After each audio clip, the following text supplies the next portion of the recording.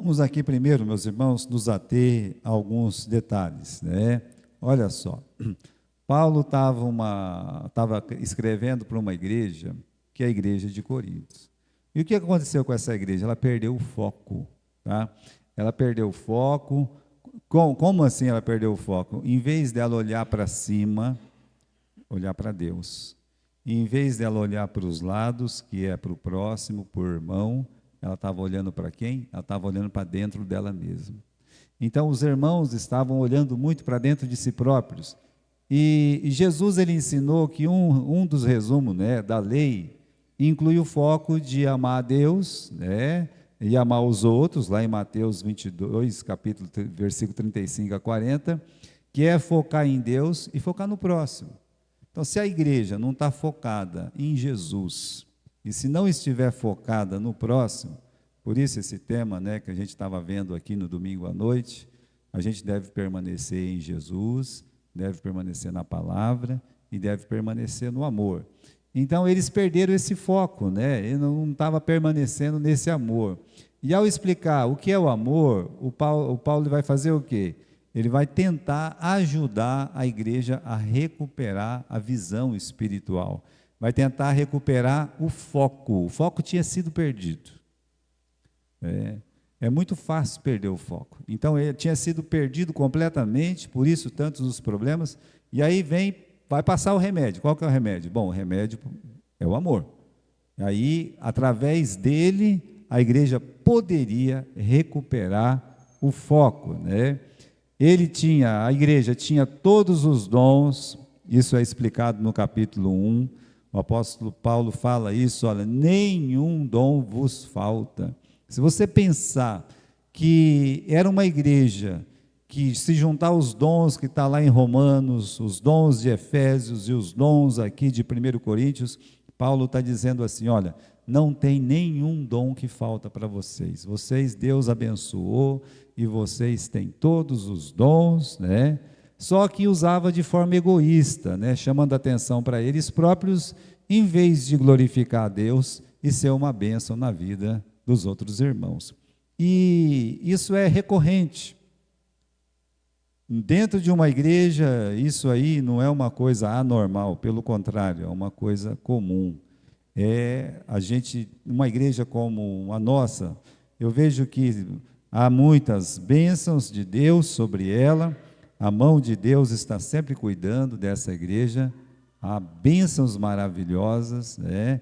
Dons, irmãos, que sempre se levantam dentro dessa igreja. Uma coisa que Deus tem feito na nossa igreja é sempre levantar pessoas, colocar pessoas, trazer as pessoas para crescer espiritualmente. Mas como é que nós estamos usando esse dom que Deus nos deu, né? Será que a gente está sendo egoísta, como aconteceu com a primeira igreja de Corinto, com a igreja de Coríntios, né? Será que nós estamos focando em Deus, para a glória de Deus, né? O que eu faço é para a glória de Deus e também para beneficiar o meu próximo, né? Essas duas coisas é importante de a gente pensar.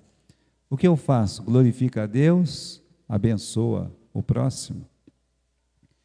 Porque senão, irmãos, nós vamos ver hoje de manhã, qualquer coisa que você fizer não tem nenhum valor.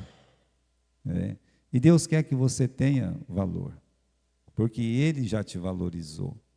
Acontece que muitas vezes, por conta desse egoísmo, por conta de não ter o amor que é exigido dentro da palavra de Deus, as coisas que a gente faz para Deus não significa nada. Como você vê no final do versículo 1, no final do versículo 2 e no versículo 3.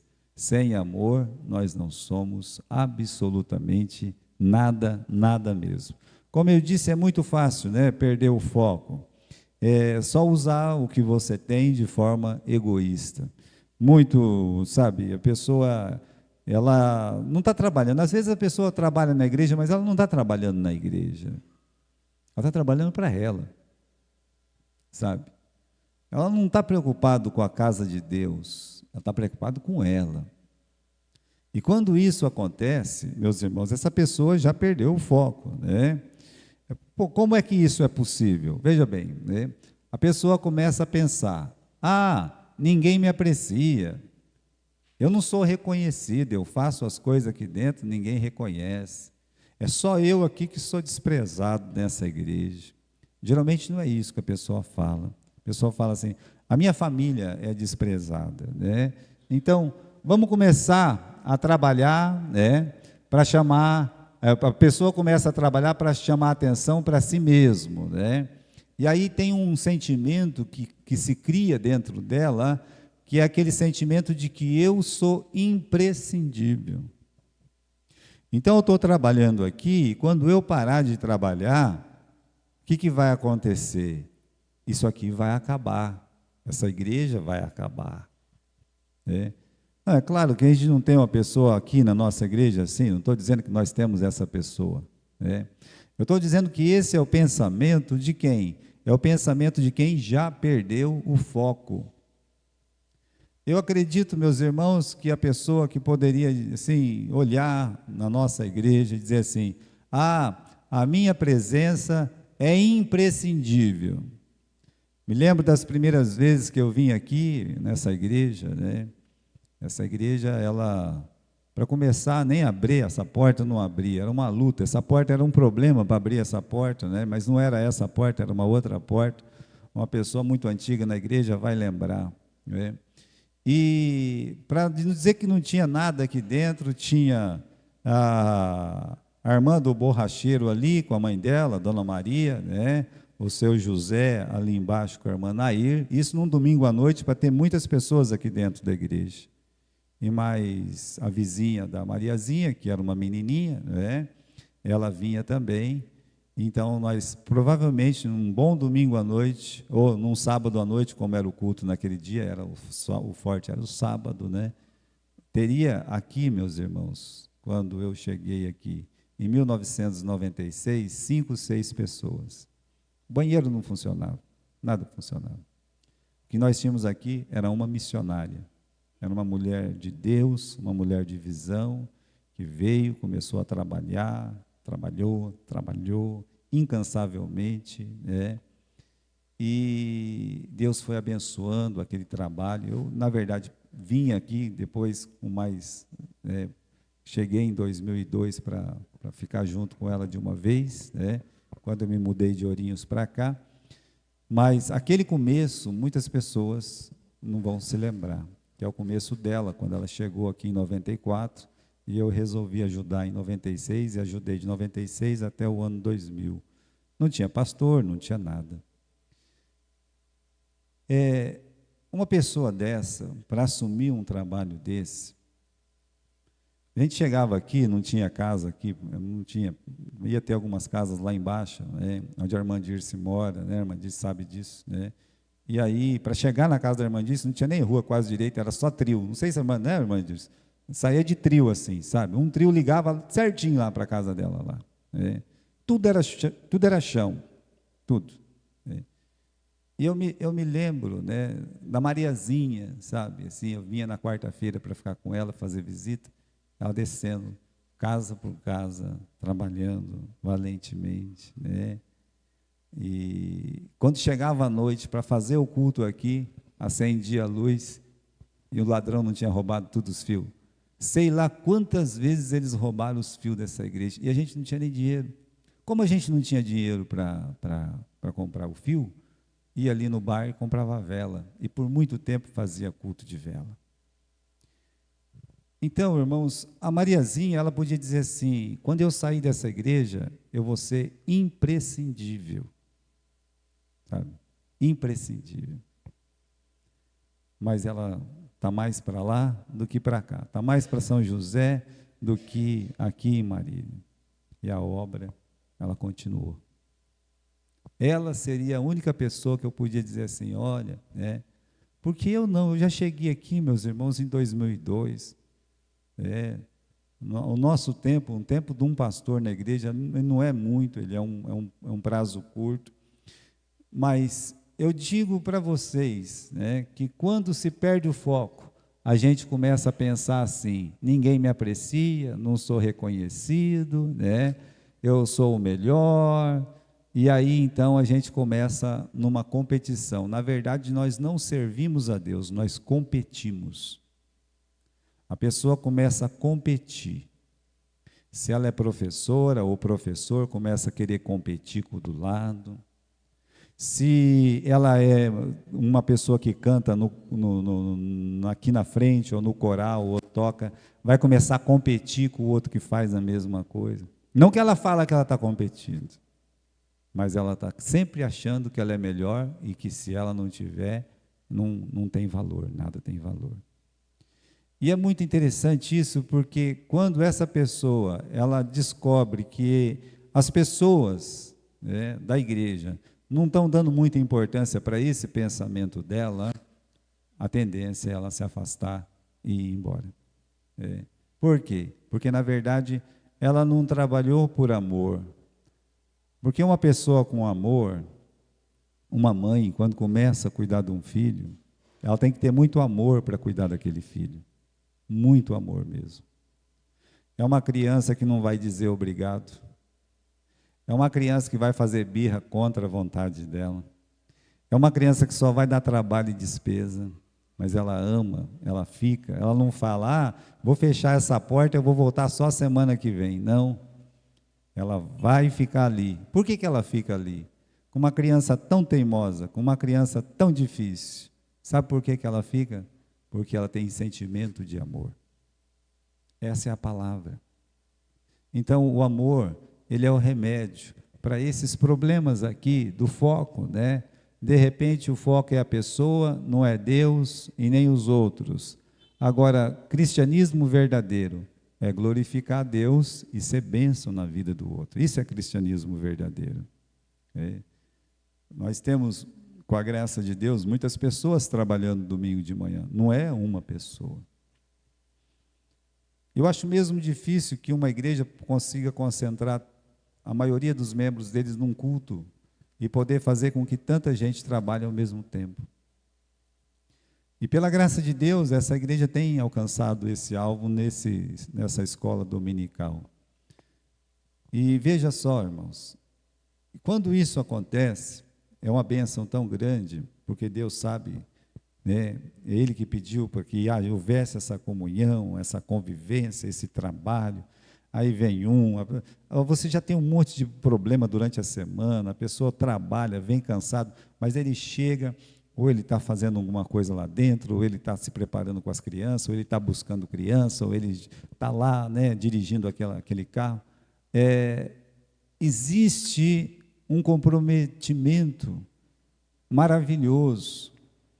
E se a pessoa estiver focada em Deus e estiver focado em como aquele próximo vai ser abençoado com a vida dele, vamos dizer que um dia a pessoa chega e fala, olha, já achamos uma pessoa que faz um pão aqui melhor que você. Vamos lá. Aí chega no Adão, tadinho do Adão, né? Ô Adão, nós estamos, infelizmente, né, tal. Aí, uma pessoa que tem foco em Deus e foco no próximo, ele vai olhar e vai dizer, Senhor, obrigado, porque o Senhor permitiu que eu te servisse aqui, assim, do jeito que eu te servi até agora, né? Obrigado por essa oportunidade. Irmãos, um sacerdote com 60 anos de idade, ele já não podia atuar mais no ministério. Era tirado dele aquela estola e falava para ele, tchau. Mas quando uma pessoa teme a Deus como um Moisés, ou como um Arão, que tirou aquelas vestes até para morrer, porque não entraria em Canaã, o amor que Moisés tem em pegar o Josué e trabalhar com ele, dizer assim, olha, ser forte, ser corajoso. Isso mostra, meus irmãos, a grandeza do amor pela obra de Deus. Por que eu estou dizendo essas coisas? Porque o remédio para uma obra bem-sucedida, o segredo para uma obra bem-sucedida é o amor, é a pessoa fazer as coisas com amor. Eu amo a Deus, mas eu também aprendi a amar as pessoas, então a minha vida é dedicada para servir essas pessoas, né? não é dedicado para servir um e outro. Eu não estou preocupado em ser reconhecido ou ser aplaudido. Alguém bater nas minhas costas, dizer, puxa vida, que legal, olha, que palavra. Olha, a pessoa que disse para você que palavra hoje é o mesmo. Eu tenho essa experiência lá em Ourinhos, né? Eu cheguei em Ourinhos, eu tive uns problemas muito sérios lá. Por quê? Porque eu nem sabia disso, me escolheram para ser pastor, eu estava lá em Galha, eu acabei aceitando, eu cheguei lá na época, e tinha um grupo maravilhoso, vou te dizer, era um grupo maravilhoso, mas tinha uma família lá, que era quase que dona da igreja, né? E assim, quando eu cheguei, né, eu não sabia que um dos elementos da família queria ser o pastor. E aí, o que eu posso fazer? Eu fui descobrir isso depois de um tempo que eu estava lá, né? Então, eles estavam sempre militando contra, né? E quando eu cheguei, né, eu me lembro que eu preguei uma vez, eu nem era pastor lá, mas eu preguei lá, aí uma senhora, muito aparentada, de boa posição e tudo mais, foi me elogiar e dizer que mensagem, que palavra, né? Mas aí quando eu fui eleito pastor e o parente dela não foi, o que eu falava era psicologia. Ela dizia, o senhor está usando de psicologia, né? Falava isso lá, acabava o culto e ela ficava lá na porta, né, para vir tentar me desafiar, né? E eu, assim, eu não ligava muito, eu era jovem naquele tempo, não esquentava muito a cabeça, né? E eu dizia, eu falei alguma coisa que não estava na Bíblia, não, então a senhora não pode falar nada. Falava assim já, né? Mas, olha, irmãos, essa pessoa não ficou, eu saí, né? E depois eles também saíram da igreja. E a verdade é o seguinte: havia muito esforço da parte deles, muito trabalho, mas não havia amor, porque não era feito com amor. Então a gente, quando faz, um membro na igreja principalmente, né? Ele é chamado para servir na igreja dele. O pastor, ele é chamado para servir na igreja que ele está, ou quando Deus tirar ele e levar ele para outro lugar. E se ele sai dessa igreja, ele tem que amar a outra do mesmo jeito que ele amava essa. Mas um membro, ele é chamado para amar essa igreja. Não tem diferença. Vamos lá, né? Vamos ver o que ele diz aqui no final, do versículo 31 do capítulo 12. Paulo está dizendo assim, olha, deseje os melhores dons. Eu vou mostrar um caminho mais excelente. Agora, tem dom que não é bom? Não, calma, né? De jeito nenhum, todos os dons são excelentes. Então, o que o apóstolo Paulo está dizendo assim, com melhores, né? Bem, irmãos, quando hoje ele fala de melhores dons, com certeza ele está pensando em que aquele dom possa, de alguma forma, abençoar mais a igreja, abençoar mais os irmãos que estão à sua volta. Ou melhor, muito mais necessário naquele momento, naquela ocasião. Então, veja o que está dizendo aqui. O melhor dom é aquele que tem maior probabilidade de resultar a edificação da igreja. Como é que esse meu dom, ele pode abençoar os irmãos, edificar a igreja, como ele pode ser, né, usado. Então, o apóstolo Paulo, ele fala, olha, procure os melhores dons. Eu quero ser uma pessoa fazedor de milagre. Eu quero curar. Eu quero ter o dom de línguas. Então, o apóstolo Paulo disse, olha, eles não são ruins, são dons maravilhosos. Quer profetizar, são dons maravilhosos. Só que tem dons melhores, que pode edificar mais a igreja do que esse, e com certeza, Paulo vai mostrar esse caminho, meus irmãos. Ele fala no final do versículo 31, eu vou mostrar o caminho mais excelente. E qual é o caminho mais excelente? Versículo 1, ainda que eu falasse a língua dos homens e dos anjos, e não tivesse amor, eu seria como metal que soa, ou como sino que tine. Em primeiro lugar, irmãos, o amor, ele é mais importante do que as palavras que nós falamos. Quando fala aqui, ainda que eu falasse a língua dos homens e a língua dos anjos, você pode pensar no dom de línguas, mas o dom de línguas são idiomas. E imagine uma pessoa que tem esse conhecimento de ter, falar a língua de muitas nações. Imagine uma pessoa que pudesse, meus irmãos, realmente ter um conhecimento da língua dos anjos. A língua dos anjos é para os anjos. Quando um anjo vem para cá, se tiver que conversar comigo, ele tem que falar português.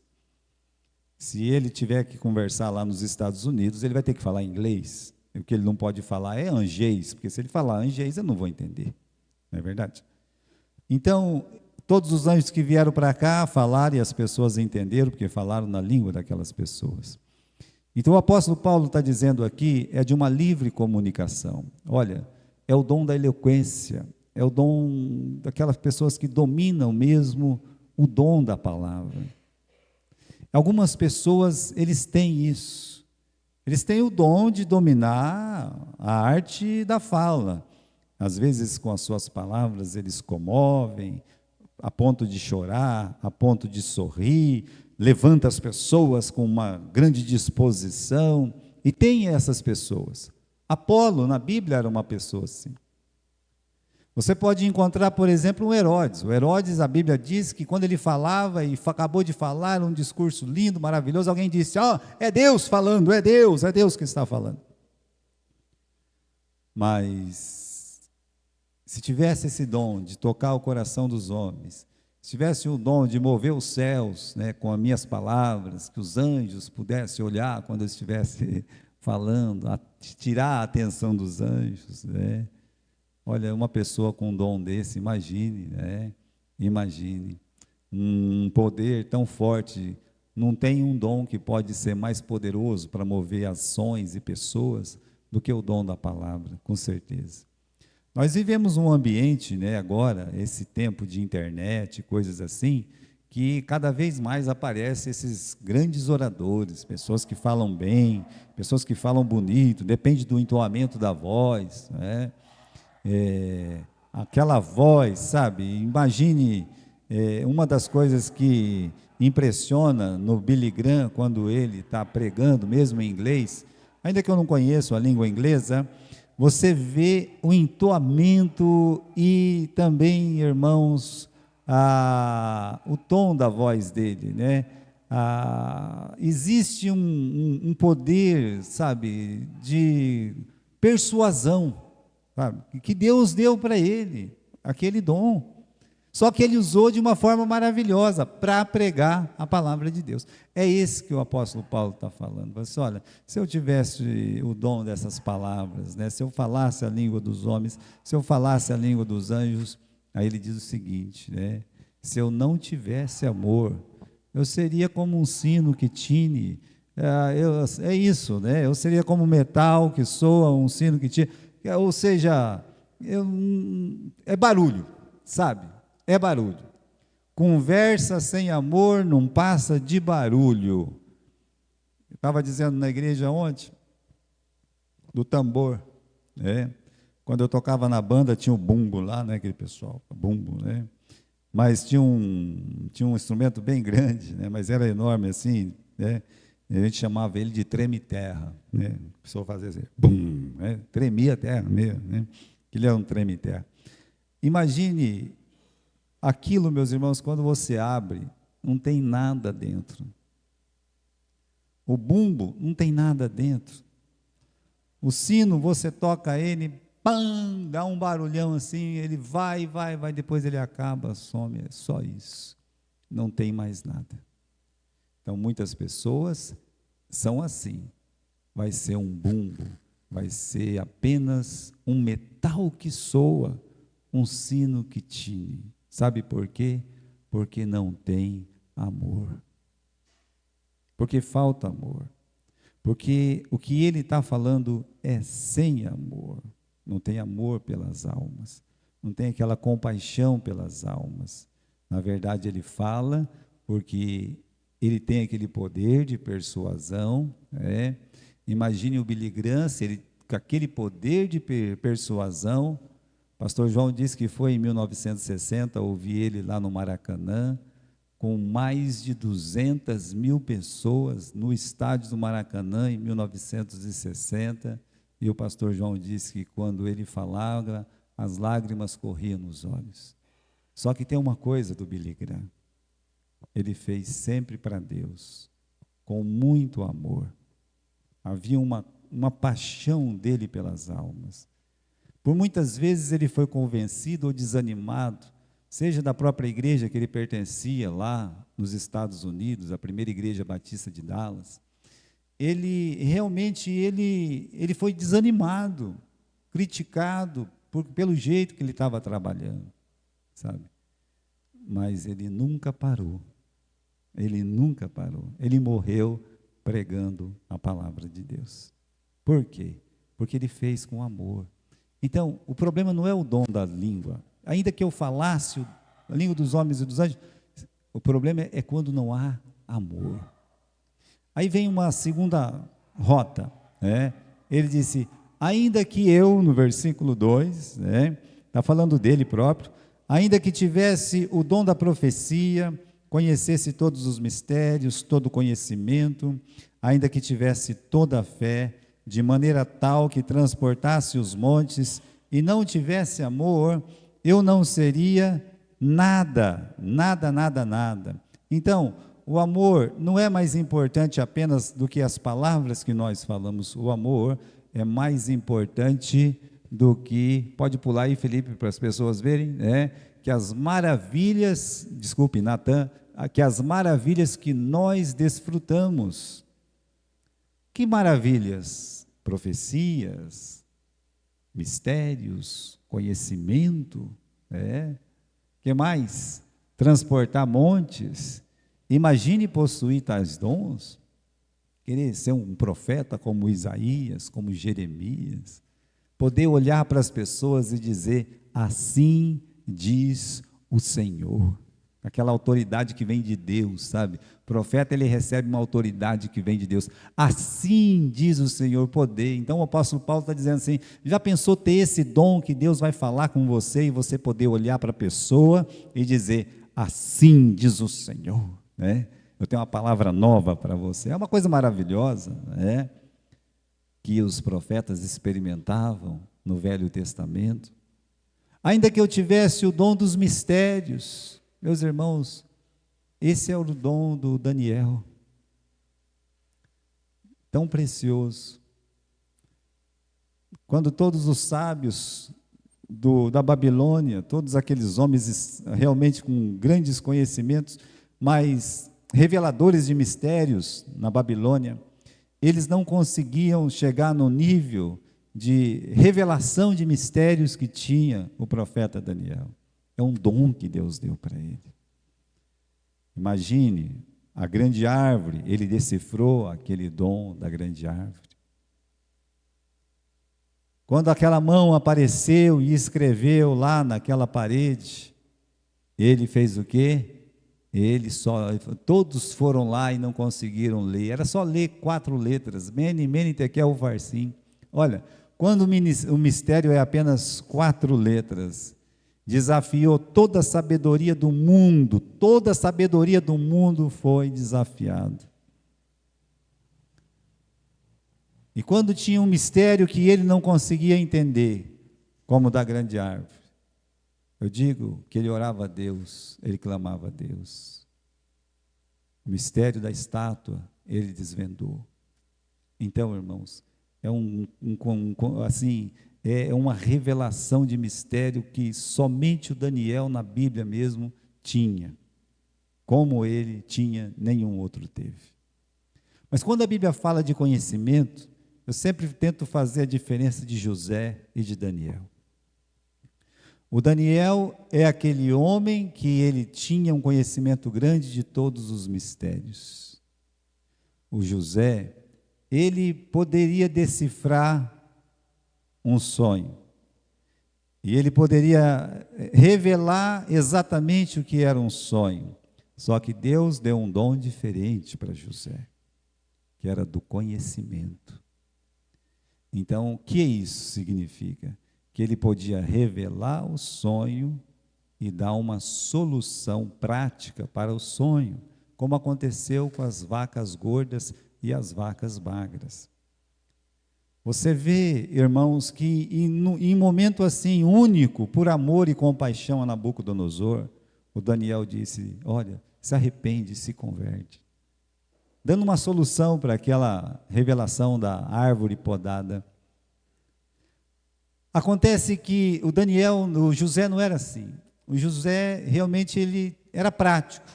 Revelou as vacas gordas e as vacas magras e já foi falando: olha, o senhor tem que guardar mantimento. O senhor tem que eleger uma pessoa aí que seja um homem sábio. O senhor tem que, se precaver nesses 7 anos. Isso é um conhecimento profundo, de causa. Portanto, irmãos, são dons maravilhosos. Sabe, a gente às vezes tem que admitir o quanto nos falta de cada dom. E esse dom aí, o quarto que ele menciona, que tivesse uma fé que pudesse transportar os montes, olha, quem na Bíblia transportou o monte de um lado para o outro, né? Mas eu acho que uma coisa mais difícil do que essa é parar o tempo, parar o cosmo. O que aconteceu com Josué, ele olhar e o cosmo andar a passos lentos, devagar, para que o sol não se pôsse, para não ter, meus irmãos, o final do dia. Que fé! Então o apóstolo Paulo está dizendo assim: olha, sabe o Daniel, sabe o José, sabe o profeta Isaías, sabe o Josué? Tem uma palavra para vocês. Se com todo o dom que eles tinham, com todo o dom, versículo 2, se não tiver amor, qual que é a palavra? Não seria nada. É ainda mais pesado do que um metal que se tine, não é só fazedor de barulho, é absolutamente nada. Daniel, sem amor, exatamente, ele não seria nada, absolutamente nada. Aí nós vamos para a terceira consideração, que está no versículo 3. E ainda que eu distribuísse toda a minha fortuna para sustento dos pobres, e entregasse o meu corpo para ser queimado, e não tivesse amor, eu não seria nada. Eu vejo aí 2 fatores magníficos, né? Quais são os 2 fatores? Dar toda a minha fortuna para os pobres, entregar a minha alma para meu corpo para ser queimado. Repare, irmãos, você tem um exemplo desse de Barnabé. Eu me impressiono com o Barnabé, porque ele era rico. Ele pegou todo o dinheiro que ele tinha, todos os bens que ele tinha, e colocou nos pés dos apóstolos. E disse: usa conforme a necessidade. É muito difícil isso acontecer. Uma pessoa olhar e dizer assim: ó, estou deixando aqui para a igreja, usa. Acontece. Eu tenho visto no meu ministério pessoas fazer isso. Como eu também tenho visto pessoas que não fazem isso, né? Agora, você olha para um Barnabé. Que homem era o Barnabé? A Bíblia fala que ele tinha fé também. Tinha, que ele é cheio de Espírito Santo. É verdade, né? O maior trabalho do Barnabé não foi pegar e colocar tudo que ele tinha nos pés dos apóstolos. O maior trabalho do Barnabé foi quando Marcos, meus irmãos, ele abandonou, né, e foi embora. E quando Marcos quis a segunda chance, falou assim: ó, eu quero voltar a viajar. Ô, meu filho, a porta está aberta, está aqui, ó. Vamos lá, você vai viajar com a gente. Paulo não quis. É verdade, o Paulo não quis. Porém, meus irmãos, o Barnabé, ele pegou o sobrinho dele e disse: olha, vamos viajar, vamos para a ilha de Chipre, né? Lá temos igrejas que podemos começar, tem igreja que já está organizada. Então, o maior trabalho dele, e foi ele que foi atrás do Paulo. Por quê? Né? Viu que o Paulo tinha um talento e levou ele para a igreja de Antioquia, né? Paulo ficou muitos anos sem fazer nada, mas quando ele chega lá e vê que a igreja tem uma necessidade, ele diz: eu vou pegar aquele menino e vou colocar ele aqui para ele ajudar a gente, vou deixar ele ajudando aqui. Então Paulo primeiro teve que ter uma humildade, de ser pego, colocado ali, até o dia que Deus olhou para Paulo e Barnabé e disse: separai-me a Paulo e Barnabé, porque eu tenho um trabalho diferente para eles. Então você vê um trabalho crescente dentro da humildade. Aí você vê essa pessoa que está pronta a entregar tudo. Mas o Barnabé, meus irmãos, sem amor, qual que é a palavra final do versículo 3?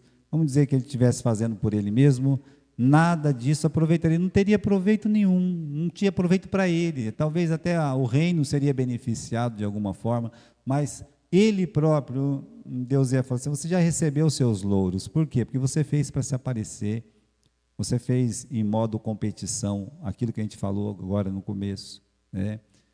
Então, você fez isso, Barnabé, então você já recebeu seus louros aí na terra mesmo, deu, né? Está lá, não precisa de mais nada. Não tem proveito. É. A segunda parte, que é entregar o corpo para ser queimado, irmãos, o corpo do Paulo não foi queimado. Mas o de Tiago foi decapitado. O do Estevão foi apedrejado. O do Paulo foi afogado, muitas vezes. Ele era duro de matar, né? Duro de morrer. Então, ele era aquele homem ali, meus irmãos, que o corpo dele era para pedrada, era para afogamento, era para chicotada, era para tudo. Né?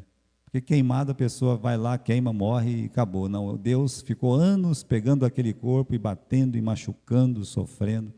Você nunca vê o apóstolo Paulo reclamar. É. Porque ele fazia com amor. As marcas que ele carregava no corpo dele eram marcas de amor.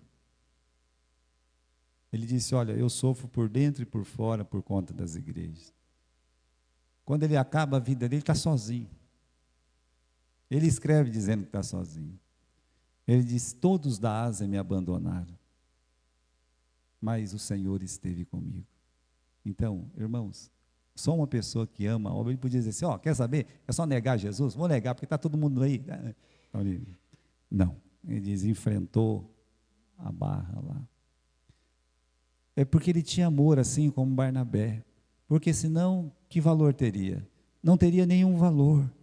É o que a palavra de Deus está dizendo para nós.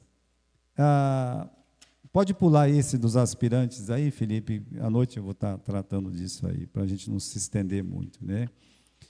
Vamos pensar na prática do amor, não é? Do mais fácil ao mais difícil. Vamos pensar na prática do amor. Quem é mais fácil de amar? Os pobres. Sabia disso? Você vê um mendigo na rua, você, vou dar R$5 para ele.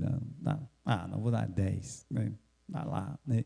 É fácil você amar o pobre, por quê? Porque ele está com a mão estendida. Então é mais fácil amar ele. E você se sente uma pessoa que fez alguma coisa. Então, o pobre, ele é mais fácil de você amar. Tem mais chance de você sair na foto. O rico, ele é mais difícil de amar. Porque ele não precisa nem de você nem de mim. E ele é cheio de mania. Ele te esnoba. Ele te despreza. Ele não se importa com você. E como é que você vai amar uma pessoa dessa? Então o rico, ele é mais difícil de amar. Eu vou dizer a palavra de Jesus. É mais fácil um camelo passar pelo fundo de uma agulha do que um rico entrar no reino dos céus. Veja a dificuldade de amar uma pessoa assim. Portanto, amar uma pessoa rica para ganhar a alma dele não é fácil. Eu sei que hoje, meus irmãos, tem muitas igrejas, eu vejo igrejas interesseiras. Essa aqui é a verdade. É uma igreja que só tem rico. Ela já vai para um lugar assim e fala assim: não quer pobre aqui. Nós é crente, mas nós não quer pobre. É. Aí tem lá, sabe? Chega num lugar lá, fala: nem vamos nem ensaiar a música, porque nós tem dinheiro para pagar um músico. Nós tem dinheiro para pagar uma pessoa que toca, pessoa que canta, e é assim que eles fazem. Então eu não sou muito favorável a esse tipo de igreja. Mas um pobre, amar um rico para ganhar a alma dele é mais difícil. Agora, existe um que é mais difícil ainda de amar. é mais difícil do que o pobre, do que o rico, é os nossos iguais. E para quem talvez cada um de nós faça menos do que tudo. Então, vamos reparar onde o amor ele é mais difícil, aos nossos iguais, porque nós convivemos. Uma coisa é você esmolar na frente da igreja, outra coisa é você amar dentro da igreja. É muito mais difícil dentro da igreja do que sair aqui e dar uma esmola ali. Por quê? Porque essas pessoas estão sempre em confronto. E as pessoas, elas têm uma rejeição muito grande com a palavra não. A gente tem falado muito isso, no nosso estudo sempre. Sempre que você fala não, não, falou não, é a palavra-chave para descobrir o que tem dentro do coração de uma pessoa, é a palavra não. Não tem jeito. Só que a igreja é mais não do que sim. Jesus mostrou isso. A igreja primitiva mostra isso. É mais não do que sim. É mais ensinamento do que qualquer outra coisa. Estava dizendo ontem no Morumbi, porque foi a mesma mensagem, mas estava dizendo que a vida não é um playground, a igreja não é um playground. A igreja é o quê? A igreja, meus irmãos, é um lugar de ensino, de aprendizagem, a vida também. Nós não estamos vivendo num playground. Playground é o seguinte, a gente vai ali e fala, eu vou andar naquele brinquedo, eu mesmo não vou, eu não gosto, eu até corro dessas coisas. Mas tem gente que adora, sabe? Vai num pula-pula, quer ir para o céu e voltar o tempo todo. Para mim, não tem valor nenhum uma coisa dessa. Eu vou mergulhar aqui, eu não. Mas a vida não é assim. Nós, por exemplo, desde criança, quando uma criança pequena, lá no Nova Marília, no Morumbi, as pessoas que vão lá descobrem que as crianças lá são um pouco diferentes das nossas, daqui. O pouco que você convive, você descobre que é um pouco diferente. Aí a gente tem, por exemplo, algumas crianças aqui que é muito difícil, mas muito difícil. Então, por que elas são muito difíceis? Porque os pais, elas não sabem falar o quê? Não para os filhos. Não conseguem falar não. Olha, eu estava aqui saindo da igreja, estava arrumando um ninho aqui essa semana, aí subiu um pai, uma mãe, o pai na frente, a mãe atrás, e a menina se jogou no chão, rolou para um lado, rolou para o outro, levantou, chutou a canela da mãe dela. Acho que não tinha comprado alguma coisa assim. Eu não entendi direito. Você sabe por que eu não entendi? Porque meu estômago dói. Eu vejo essas coisas, eu fico falando, gente, minha mãe, tadinha da minha mãe. Minha mãe, ela dava uma chinelada nas minhas irmãs brancas que nem um papel, ficava aquela bolinha do chinelo assim, certinho, assim, sabe? Aí de noite eu ia lá e fazia um desenho lá, para pirraçar mais ainda. Demorava para sumir aquele vermelhinho, E ela batia mesmo, sabe?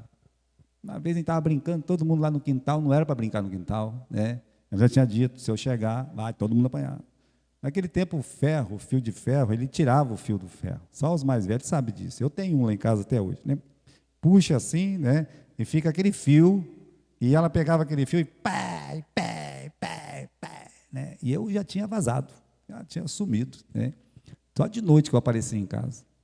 Quando eu apareci em casa, sabe, entrei, fui para o banheiro, tomei meu banho lá quietinho, sabe, alguma coisa assim, e nem jantei para o quarto. Ela estava lá dentro do quarto, Ela me pegou lá dentro, Mas bateu. Deixa eu dizer, eu não morri, minhas irmãs não morreu, mas aprendemos o significado da palavra não. A gente tem que aprender. E aí, meus irmãos, repare no que nós estamos falando. Onde o amor é mais difícil? É com quem nós convivemos. Por isso que a palavra amor, ela é a solução de todos os problemas que existem dentro de uma igreja. Uma coisa é você esmolar, ser compassivo, né, com os grandes desse mundo. Outra coisa é amar o próximo, aquele que você convive todos os dias. Nós temos os geminhos aí, né, o Marcos e o Marcos. Eu perguntei para ele hoje, quem que é o teu próximo? Quem que é a pessoa mais próxima? Minha mãe. Eu falei, não, meu filho. Tem uma pessoa que é mais próxima de você desde o dia que você nasceu. Aí o outro irmão disse, sou eu. E é verdade. Só que os dois ficam brigando o tempo todo, né? Mas por quê? Porque existe essa convivência. Irmãos, a convivência, mesmo com o não, com o sim, ela é importante para isso, para as pessoas se afinar e crescer espiritualmente, demonstrar o amor verdadeiro, né? Então, quanto mais próximo, mais difícil de amar. Por quê? Porque existe a reciprocidade. Né? O que é reciprocidade? Fulano não falou comigo, eu não falo com ele. Né? Fulano falou mal de mim, eu não vou mais olhar para a cara dele. Fulano fez uma coisa que eu não gostei, eu não vou mais conversar com ele.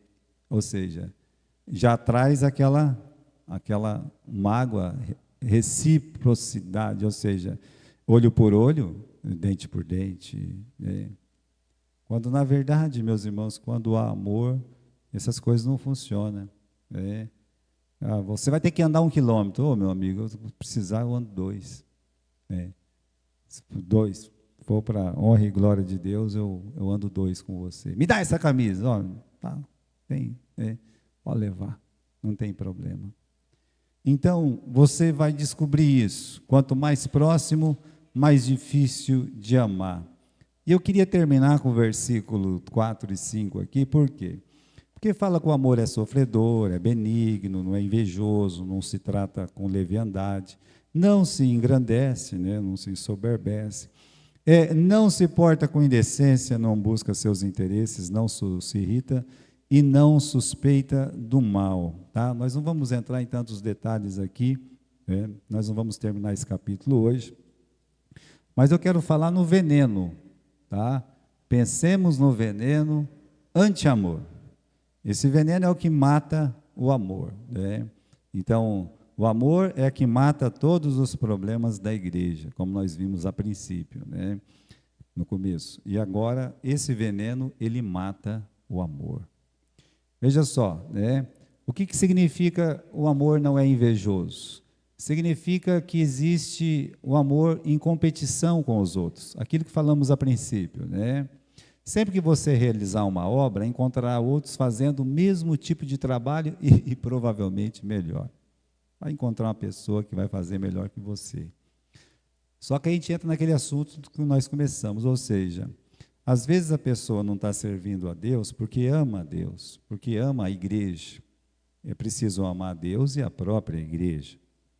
Aí ele tem, assim, o espírito de competição, né? Como eu falei, se eu toco, alguém toca melhor que eu, não pode. Né? Se eu canto, alguém canta melhor do que eu, não pode. Se eu estou lá fazendo alguma coisa fora ou dentro da igreja, se alguém fizer melhor, não pode fazer melhor do que eu. Então, na verdade, eu sirvo a Deus em competição. E sempre que a outra pessoa é elogiada ou parece estar sendo favorecida, o meu interesse pelas coisas de Deus, ele desaparece. O interesse de servir a Deus vai desaparecer. Né? Veja esse veneno, ele é muito poderoso. Né? Faz tempo isso, mas eu não me lembro, né? Não sei se era não sei o que, Tanura, Tajura, sei lá como é que era o nome. Mas era uma cantora que cantava junto com a Paula Valadão. Eu vi um vídeo dela, né, uma vez, ela dando um testemunho, né, de que ela foi preterida, sabe? Assim, tipo, e de fato, irmãos, né, as pessoas gostavam mais da Ana Paula do que dela, essa que era a verdade, né? Esse é que era o problema, mas não era para ser um problema. Mas para ela se tornou um problema, mas aí não era isso que ela falava. Ela falava, nessa banda ninguém gosta de mim, né? Todo mundo gosta da fulana, né? Coisa e tal. Mas não é. As coisas acontecem assim. Ainda mais nesse mundo da mídia aí, nesse mundo de shows e tal, né? A pessoa tem que ter um monte de virtudes e também talentos e, sabe, prerrogativas para poder se sobressair no meio da multidão. E ela não tinha, sabe? Ela entendeu isso, meus irmãos. Ela falou assim: eu entendi isso. E quando eu entendi isso, eu confessei o meu pecado para Deus, porque eu não estava servindo para agradar a Deus. Eu estava servindo para agradar a mim. E como eu não estava sendo agradado, os louros não estavam vindo diretos na minha cabeça, eu me sentia assim, roubada. E, na verdade, eu não estava sendo roubada, né? O diabo falava para mim: você está sendo roubado.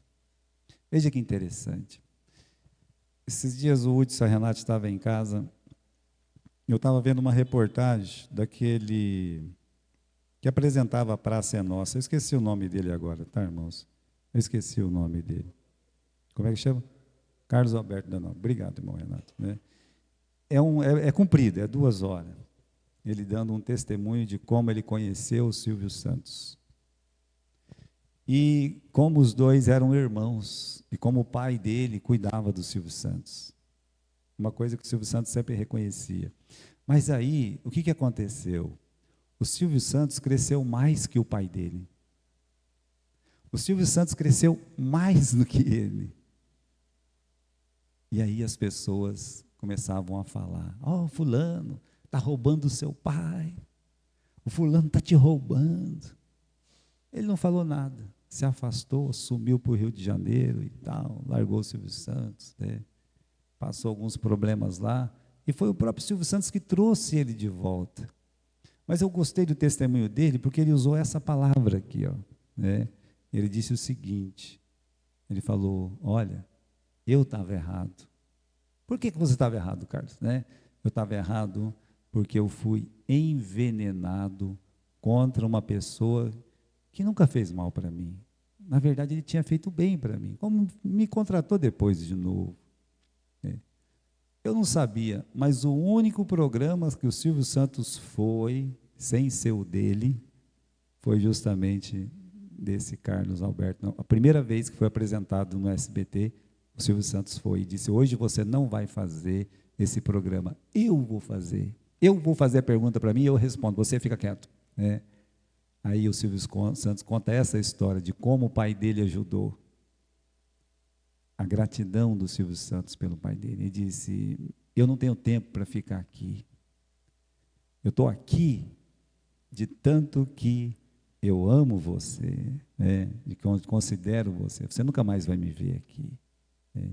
Então, irmãos, o veneno, de onde vem isso? Né? Esse amor em competição. A inveja é um mau sentimento pela obra do outro. Né? Você compara o que o outro está fazendo, você se sente mal. Né? E é o maior assassino da igreja. É você se comparar com alguém e achar que essa pessoa tem que valer menos que você, ou você querer sempre impor aquilo que você quer no seu pensamento. Isso é um veneno que Satanás está plantando no coração.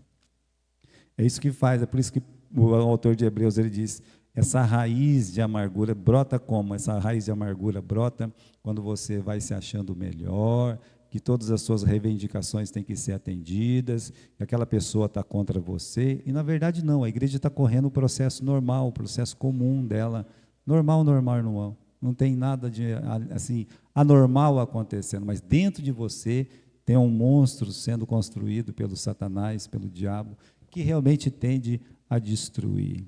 Né? Aqui na igreja, né? As crianças domingo de manhã, quando pensa que não, um buraco, apareceu um buraco lá, não vamos tampar aquele buraco.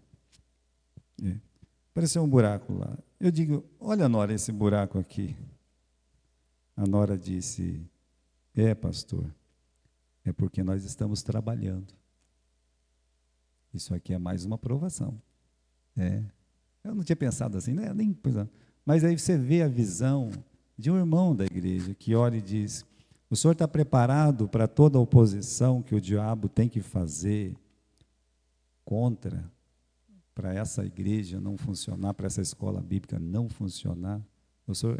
Ela não disse isso, mas eu fiquei pensando, é isso, exatamente isso. Nós estamos preparando o nosso acampamento. Não é fácil. De um jeito que o único objetivo do acampamento é ver se algum adolescente ou jovenzinho ganhe a alma deles. Ou quantos Deus quiser. Você sabe que essa semana foi, pode-se dizer, uma das piores. Sem tempo mesmo. Segunda-feira eu tinha uns projetos. 7h da manhã. Pastor, teve um acidente, meu marido está acidentado. Tá. Meus irmãos, foi a segunda-feira todinha. Entre hospital e guincho e tal, e não sei o quê, mas depois no final ver o sorriso do irmão ainda, sabe? Curado ali, que um acidente que foi muito grave, acabou, o carro dele deu perca total. A cabeça dele bateu no volante, moeu o volante do carro de um jeito, e ele não quebrou um dente, mas cortou a boca e tal. Ali eu já agradeci a Deus. Tá bom, é um dia da semana, não é verdade? Terça-feira morre o irmão lá de Galha. Eu tenho que ir. Eu não tenho escolha. Mas quando eu cheguei lá, irmãos, e vi aquele sorriso, né, irmão Alcides? A irmã veio abraçar. Puxa vida, oh meu Deus. E eu preocupado com o meu tempo. Não, mas da quarta. Aí vem o irmão Marinho. Não é verdade? Então, o que acontece? Deus quer saber se eu estou disposto mesmo a pagar o preço para ganhar uma alma. Da oposição que pode se levantar fora, da oposição que se levanta dentro, do trabalho que tem que ser feito. E aí, está preparado? Vamos lá? É incrível, irmãos. Eu me lembro de um dos nossos acampamentos que tinha pessoas orando a Deus para que fosse tudo bem. E tinha pessoas jogando praga no nosso acampamento. Mas é gente de dentro da igreja, querendo que não desse certo. Eu lamento, como pastor, eu lamento muito isso. Tipo, o que aquela pessoa está fazendo lá? Veja, irmãos, aonde está o amor? Deixa eu dizer, a inveja é o mau sentimento da obra, esse espírito de competição, é o veneno do amor. O Joabe, eu estou citando o Joabe aqui. O Joabe, ele foi o chefe do exército lá, e ele ganhou na mão, não foi um merecimento assim de confiança, mas porque ele conquistou a cidade de Jerusalém. Nesse período que ele estava lá, o Davi pretendeu dar a chefia do exército para 2 pessoas. E o terceiro, pois ele matou os 2. Quando ele ficava sabendo que alguém podia tomar o lugar dele, como ele fez com Amasa, os 2 se encontraram de cavalo, aí ele pegou, e o Amasa não, o Abner, ele pegou, e eu acho que o Amasa, agora estou bem, ele tacou a faca assim, sabe, traiçoeiramente. É o lugar dele que estava em jogo, o lugar dele. Eu tenho muito prazer, irmãos, de servir a Deus do jeito que for, como for. Eu nunca me importei com isso. Uma vez o Silvio, lá de Cornélio, postou uma foto, uma carroça, 3 bancos. Uma carroça, 3 bancos. Eu e mais 4, 5 meninos em cima dessa carroça. A gente atravessava aquela cidade de Cornélio Procópio, tinha uma vila lá começando, a gente ia fazer escola bíblica naquela vila.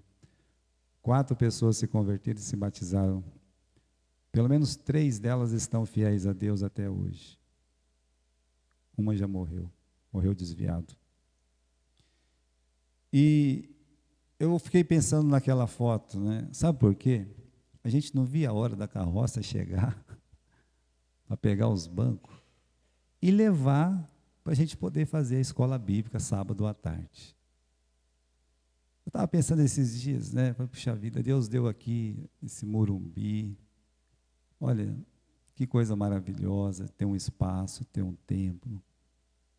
E se você não tem alegria de trabalhar para Deus em cima de uma carroça, no meio da rua, debaixo de uma árvore, você também não vai ter alegria de trabalhar ali, em um lugar bom, porque sempre alguma coisa não vai estar bom para você. Você não vai ter paz, sabe por quê? Porque não tem amor pela obra.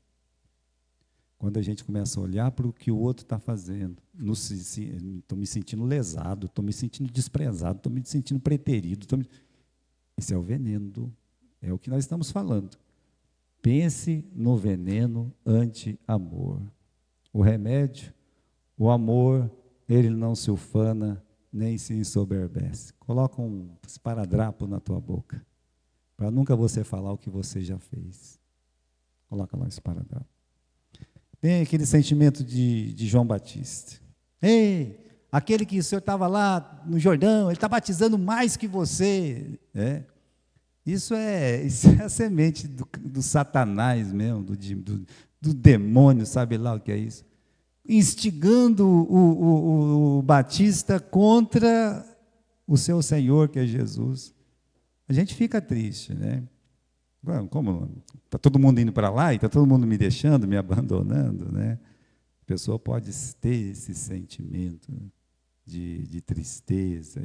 Não, mas eu acredito, meus irmãos, que muita coisa que é plantada, né? Um veneno que vem daqui, um veneno que vem dali. Você poder olhar como o Batista e dizer assim, olha, é importante que ele cresça e que eu diminua. É muito importante que isso aconteça. Então, eu fico aqui, né, pensando nesse estudo, porque nós vamos estudar ele a semana que vem, novamente, né, falaremos alguma coisa hoje à noite, mas volte para a sombra, onde ninguém possa te ver, e ao mesmo tempo todo mundo possa sentir a grandeza da sua obra, do seu trabalho. Volte para a sombra. Não espere elogios, aplausos, holofotes, volte para a sombra.